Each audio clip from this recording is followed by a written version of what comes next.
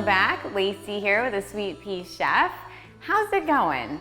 If you follow me on Instagram, which you totally should, you would have seen that a few days ago I shared a teriyaki salmon meal prep recipe I was working on, and everybody was like, please share this recipe. So I wanted to show you how to make teriyaki salmon today.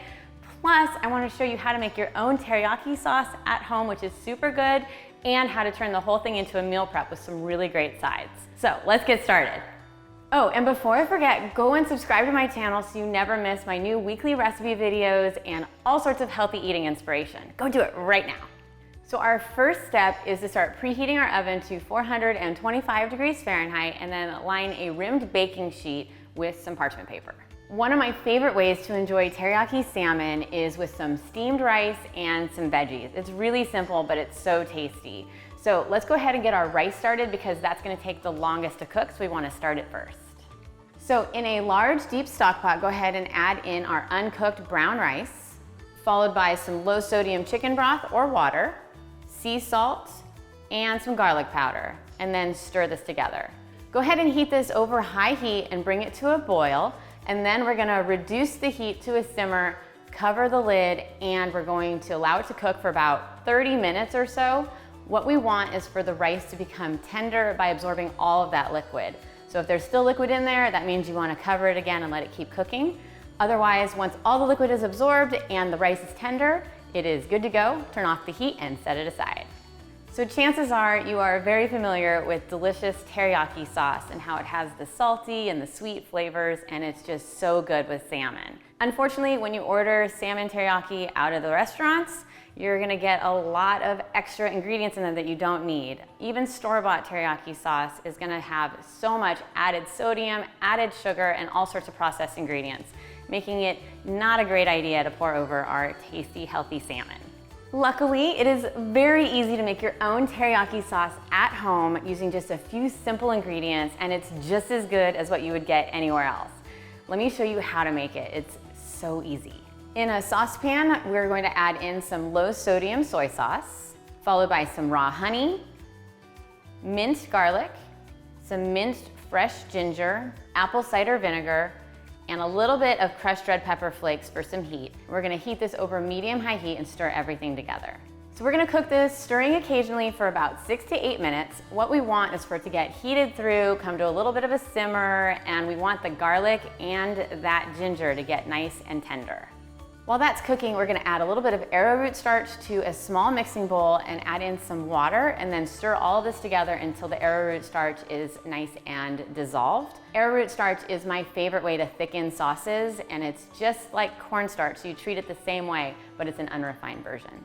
Now add in that arrowroot starch mixture into our teriyaki sauce in the pan and stir that together. We're gonna cook for another 3 to 4 minutes and allow the sauce to become a little bit thickened. You'll notice that it gets thicker as it cooks. So if you wanted this sauce to be a little bit thicker, you could always add in a little bit more dissolved arrowroot starch. I'm keeping it a little bit thinner today because I'm gonna pour it all over our veggies and our salmon, and I want it to be kind of a thinner consistency, but it's very easy to thicken.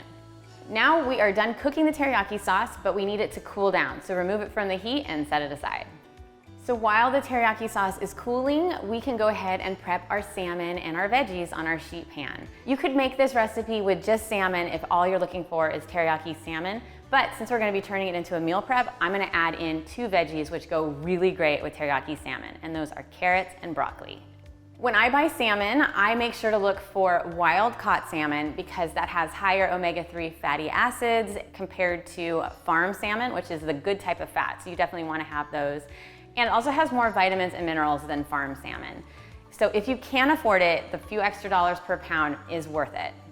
Also, there is absolutely no need to remove the skin at this point because it's going to be way easier to do once everything is cooked, so it saves you an extra step, so you go ahead and you can just cook it with the skin on. Now we're gonna lay our salmon fillet out onto our baking sheet and put it to one side, and then we're gonna add our sliced carrots and our broccoli florets. You can mix the carrots and the broccoli together if you want, or you can just leave them separate.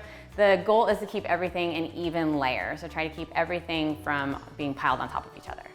Now grab that tasty teriyaki sauce that's just been cooling and it's ready to use, and we're gonna drizzle that over our salmon and over our veggies. but don't use all of it because we're gonna save a little bit for when we have our salmon all cooked, and it's gonna be a really tasty topping. Also, if you wanted to make this teriyaki sauce ahead of time, that works really well because you can store it in the fridge in an airtight container for up to 5 days. And that way you could also marinate the salmon ahead of time if you wanted. For just like even 30 minutes, we'll get a nice flavor in there. But since we're gonna be pouring our teriyaki sauce over our salmon in this meal prep, it's actually not necessary, and it saves you that time and you can get everything done in one day. Now transfer this into the oven for 12 to 14 minutes. The salmon is ready and cooked when it is no longer shiny on top and has become a lighter color. So now we can remove the sheet pan from the oven and allow it to cool a little bit. You can check your veggies at this point and see if they're cooked enough for you. If you like them really tender, you can always just remove the salmon and then place it back into the oven and cook them a little bit longer. But they're gonna be cooking throughout the week when you have them in your meal prep containers anyway, when you reheat everything. So it really isn't necessary to have them fully cooked yet. So now we're gonna grab that teriyaki sauce and we're gonna drizzle it a little bit more over the salmon. And if you wanted to put a little bit more on those veggies as well, now would be a good time too.